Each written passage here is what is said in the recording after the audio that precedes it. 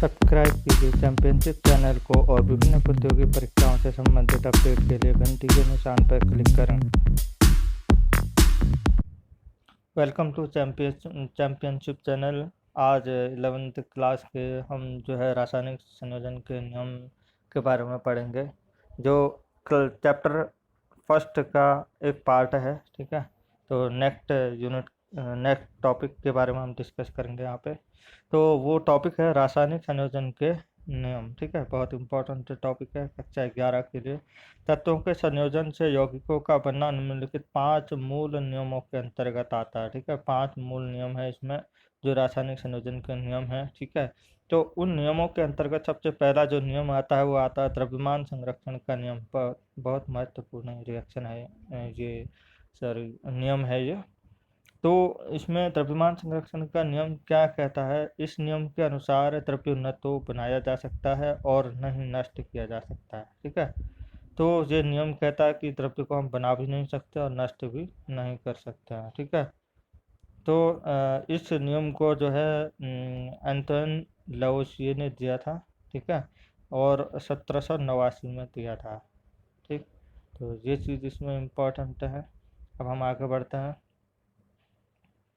उसके बाद इन्होंने जो है अभिक्रियाओं का प्रायोगिक अध्ययन किया था। ठीक है, तो इसी प्रकार ये इस निष्कर्ष पर पहुंचे थे कि ये द्रव्य को नष्ट भी नहीं किया जा सकता और बनाया भी नहीं जा सकता। ठीक है, तो नेक्स्ट नियम की हम बात करते हैं यहाँ पे। वो नियम है स्थिर अनुपात का नियम। ठीक है, यानी कि स्थिर अनुपात जैसा कि नाम से ही स्पष्ट हो रहा है। ठीक है, तो स्थिर अनुपात हम कैसे कह सकते हैं इसमें?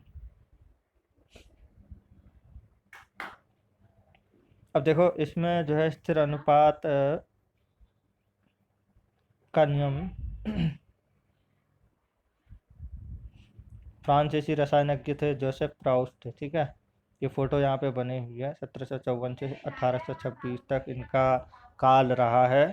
तो फ्रांसीसी रसायनज्ञ थे जोसेफ प्राउस्ट। तो इनके अनुसार किसी यौगिक में तत्वों के द्रव्यमानों का अनुपात सदैव समान होता है। ठीक है, किसी भी यौगिक में जो तत्व होते हैं उनके द्रव्यमानों का जो अनुपात होता है वो समान होता है। जैसे कि अब यहाँ पे देख लेते हैं, कार्बोनेट के 2 नमूनों के साथ इन्होंने प्रयोग किया था, जिनमें से एक प्राकृतिक था और दूसरा संश्लेषित था। ठीक है, तो एक ही चीज़ का, यानी कि कार्बोनेट के 2 नमूने थे, 2 चीज़ें ली गई थी। क्या बोलते हैं, 2 चीज़ें ली गई थी। तो इसमें जो है एक प्राकृतिक था, दूसरा संश्लेषित था। तो इसमें हम यहाँ पे देखते हैं नमूने लिए थे। तो प्राकृतिक नमूने में जो है तांबे का प्रतिशत जो है 51.35% था, ऑक्सीजन का प्रतिशत 9.74% था और कार्बन का प्रतिशत 38.91% था। ठीक है, तो इसी तरीके से यहाँ पे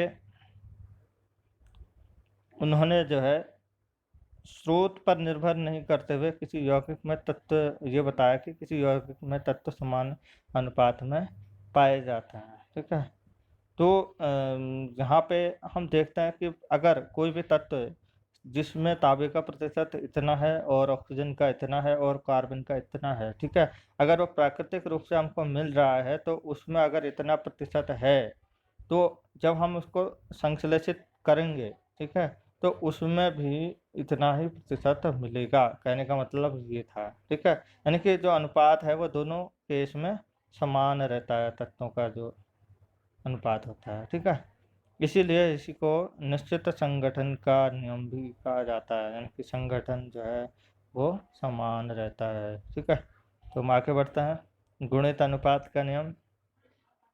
गुणित अनुपात का नियम जो है डाल्टन ने दिया था। ठीक है, तो यहाँ पे यह नियम डाल्टन द्वारा सन 1803 में दिया गया। इस नियम के अनुसार यदि 2 तत्व संयोजित होकर एक से अधिक यौगिक बनाते हैं, 2 तत्व मिलकर, ठीक है, तो एक तत्व के साथ दूसरे तत्व के संयुक्त होने वाले द्रव्यमान छोटे पूर्णांकों के अनुपात में होते हैं। ठीक है, मतलब एक बार और देख लेते हैं। यदि 2 तत्व संयोजित होकर एक से अधिक यौगिक बनाते हैं, ठीक है, 2 तत्व, ठीक है, जैसे यहाँ पे हाइड्रोजन है, ऑक्सीजन है, ये संयोजित होकर के एक यौगिक बना रहे हैं। ठीक है, तो एक तत्व के साथ दूसरे तत्व के संयुक्त होने वाले द्रव्यमान, यानी कि इसका 2 ग्राम है, इसका 16 ग्राम है, जो संयुक्त होने वाला द्रव्यमान है वो छोटे पूर्णांकों के अनुपात में होता है, जैसे कि यहाँ पे दिया है।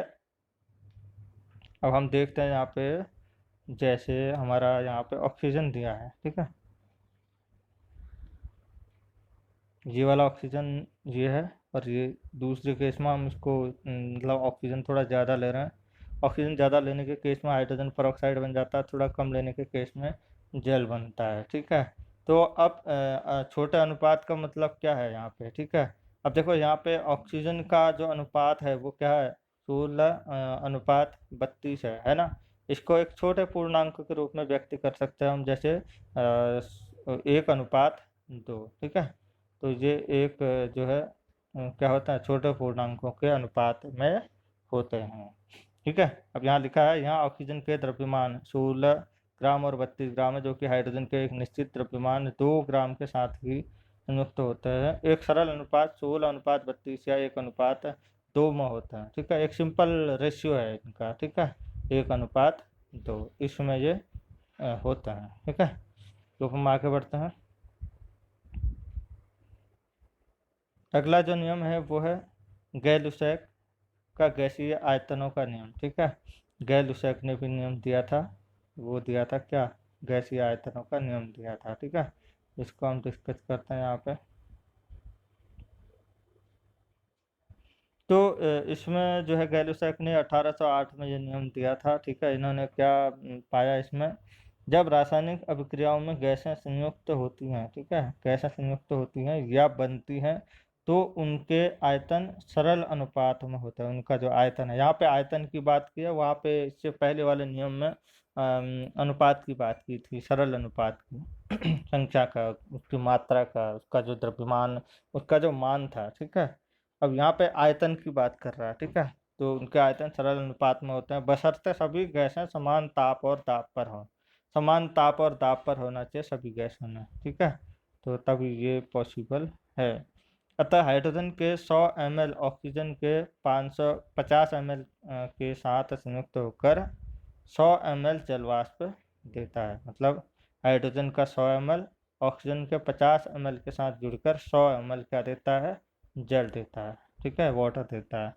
तो अतः हाइड्रोजन और ऑक्सीजन के आयतन जो आपस में संयुक्त अर्थात 100 ml 50 ml होते हैं, आपस में सरल अनुपात 2:1 में होते हैं, ठीक है। सरल अनुपात में 2:1 में होता है ये, ठीक है।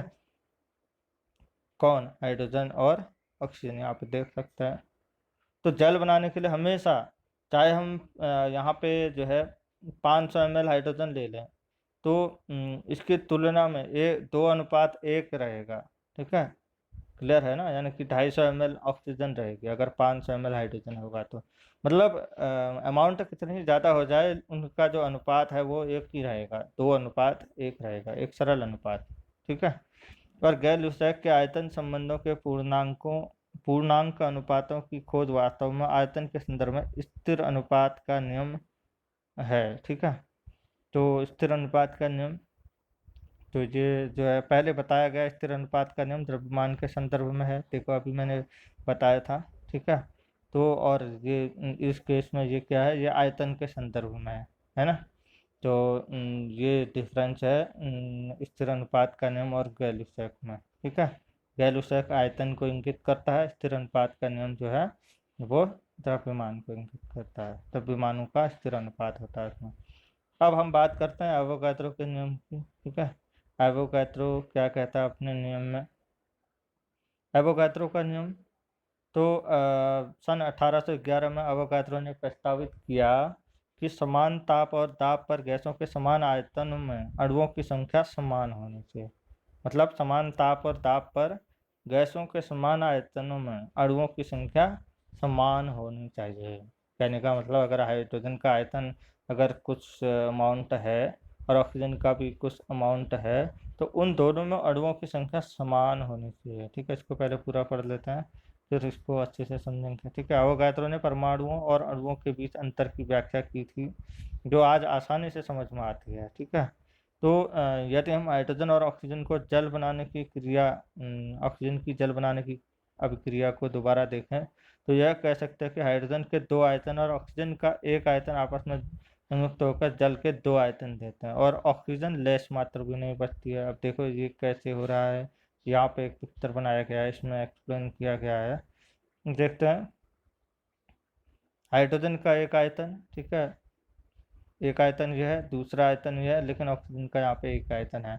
अब इन तीन को मिला के, तीनों के 1 1 आयतन को मिला के जल वाष्प के 2 आयतन बन रहे हैं। ठीक है, इतना क्लियर होगा। तो अब यहाँ पे हम देखते हैं आगे क्या है इसमें।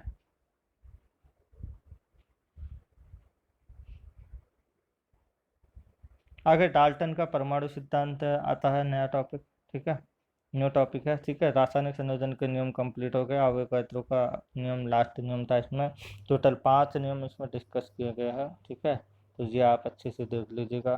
ठीक, तो अवोगाद्रो ने, यहाँ पे अवोगाद्रो वाले में आप क्या लिखोगे, समान ताप पर गैसों के समान आयतनों में अणुओं की संख्या समान होनी चाहिए। ठीक है, और ये वाला जो एग्जाम्पल यहाँ पे दिया है पिक्चर में, इसको इसमें नोट कर लेंगे। ठीक है, तो आगे बढ़ते हैं इसमें हम।